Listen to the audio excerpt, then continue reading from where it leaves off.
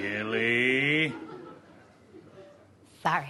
Good day and good night. Welcome to the High and Low Retrospective, where we rewind the reels of culture and take a long, thoughtful look at the moments that defined, divided, and reshaped entertainment history. Today we're walking through the doors of Studio 8H, not to crown a cast, but to uncover a myth. What if I told you that Saturday Night Live, a show that's lived through every generation since the Ford administration, actually had a near-perfect season? Not just a great season, the greatest season. But before we name it, let me set the stage.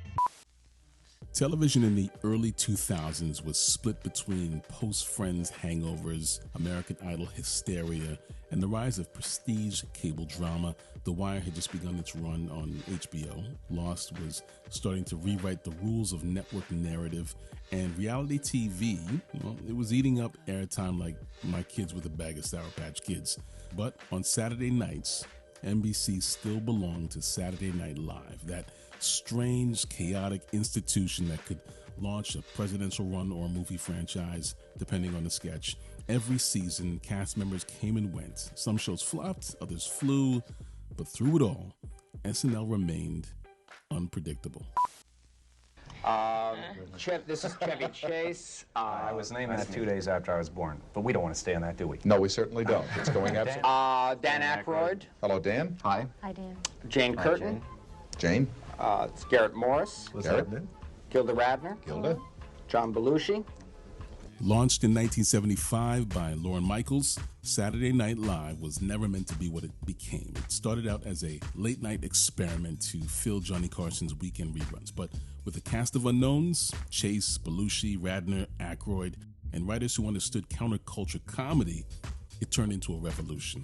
Over the decades, SNL shifted shape from the countercultural highs of the 70s to the commercial sheen of the 80s to the Gen X sarcasm of the 90s. It weathered cast implosions, ratings dips, and cultural pushback, all while creating comedy icons by the dozen. But one season, one cast, clicked in a way that's never quite been replicated. Single ladies video, take one. So what makes a season of SNL perfect? Well, you start out with a cast that's not just talented, but in sync. Season 34 had Kristen Wiig at the peak of her powers, Bill Hader sharpening characters with surgical precision, and Jason Sudeikis, Fred Armisen, and Will Forte anchoring the absurd with pure commitment. Amy Poehler passed the torch to a new weekend update. Everybody, this is my last show, and it has been an amazing experience to be here. And SNL didn't miss a beat. But beyond the cast, a perfect season needs alchemy. Enter Seth Meyers. As head writer and anchor of Weekend Update, Meyers curated the tone of the show with sharp monologue writing and an uncanny feel for timing. His desk became the launching pad for some of the season's best moments and most memorable characters. Cue Stefan, Bill Hader's nightlife correspondent, a fever dream of clubs, chaos, and oddly specific party features. He first appeared this season. With Meyers playing the straight man, their chemistry made Stefan an instant classic. His presence hinted at the strange, brilliant things brewing just beneath SNL's glossy surface. Add Justin Timberlake. By 2009, JT wasn't just a pop star, he was practically a recurring cast member. His guest spots added star power without stealing the spotlight, whether dancing in spandex for a Beyonce spoof or reprising Bring It On Down to Omeletteville. Justin Timberlake proved that the best hosts didn't just perform, they elevated the cast around them. And then there was Dunice, Kristen Wiig's demented darling of the Lawrence Welk Show sketches, complete with baby hands, off-key vocals, and bulging forehead. She might have been too weird to work on paper, but on screen, it was lightning. A sketch so ridiculous and original it frequently broke her castmates, reminding us of the beauty in live TV's imperfections. And then there was the incomparable Tina Fey, returning not as a writer but as Sarah Palin. Her impression became a cultural moment. I Can See Russia from My House wasn't just a punchline, it was a line Americans misattributed to Palin herself. Season 34 didn't just survive a transition, it thrived because of it. It offered smart writing, unforgettable characters, daring absurdity and perfect guest chemistry. It knew how to tap into internet culture while staying true to the live, risky magic that made SNL iconic in the first place. Season 34 wasn't just great, it was smart enough to evolve. The SNL digital shorts born from the Lonely Island crew, that's Sandberg, Akiva Schaffer, and Taccone, were peaking. I'm on a boat, jizzing my pants, and like a boss. They weren't just funny, they were everywhere. YouTube and Facebook were relatively new weapons, and SNL was learning how to wield them. This was also the season where social media became an amplifier. Memes, GIFs, YouTube clips. Suddenly, a great SNL sketch didn't die at 1 a.m. It lived all week long on timelines and message boards. When you stack SNL season 34 against other contenders like the original 1975 cast or the late 80s era with Dana Carvey and Phil Hartman, it holds its own in a completely different way. Those seasons were legendary for sketch innovation. Season 34, however, was legendary for accessibility. It was the first era to fully embrace the internet and understand how sketches would be consumed in clips, out of context, and at viral speed. It also mastered balance. Political satire didn't dominate the show, it complemented it. Offbeat humor like What Up With That? Well, it lived alongside headlining impressions.